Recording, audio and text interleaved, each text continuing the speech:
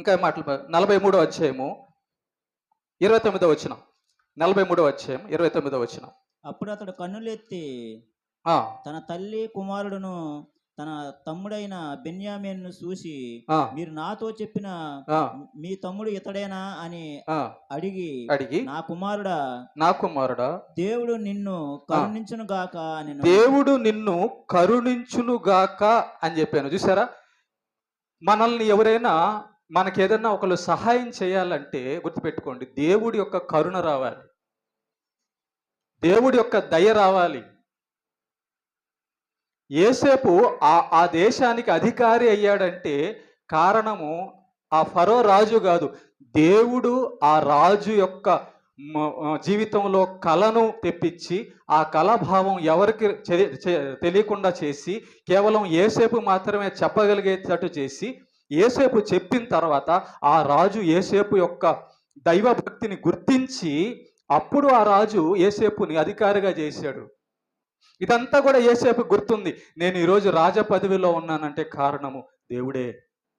నేను ఈరోజు గవర్నమెంట్ ఉద్యోగం చేస్తానంటే కారణం దేవుడే అని చెప్పేవాడు ఉన్నాడా?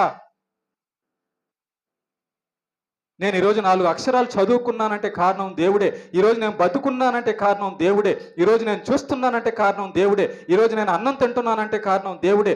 ఈరోజు నేను నడుస్తున్నానంటే కారణం దేవుడే. ఈరోజు నేను పండుకొని లెగిశానంటే కారణం దేవుడే. ఏం జీవితం అండి యోసేపు జీవితం. దేవుడి గురించి యోసేపు పలుకుతున్న మాట, దేవుడు కరుణించును, దేవుడు కరుణించును. ఆయన కనికరం మనం పొందాలి. పొందితేనే భూమి మీద మనం కూడా అన్ని విధాల బాగుంటాం. ఎలా వస్తుంది ఆయన కనికరం మన దగ్గరికి? మన ఇష్టానుసారంగా మనం బతికితే రాదు కదా దేవుడి కరుణ మన మీదకి.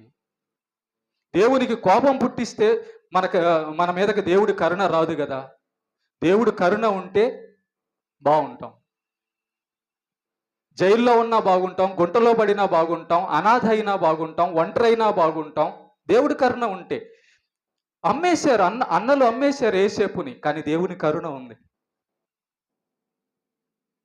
దేవుడు కరుణించునమ్మా. కరుణించేవాడు దేవుడే. మనుషులు కరుణించకపోవచ్చు. నీకు ఒకసారి సహాయం చేస్తే దాన్ని నువ్వు మర్చిపోవచ్చు, కానీ దేవుడు మర్చిపోడు. ఒకసారి నీకు సహాయం చేస్తే దాన్ని మర్చిపోయి నువ్వు మోసం చేయొచ్చు, మనం మోసం చేయొచ్చు, కానీ దేవుడు అలాంటి వాడు కాదు. దేవుడు పేరట మనం చేసిన ఏ పనైనా ఆయన ఖచ్చితంగా గుర్తు పెట్టుకొని దానికి ప్రతిఫలం ఖచ్చితంగా ఇచ్చే నమ్మదగిన దేవుడే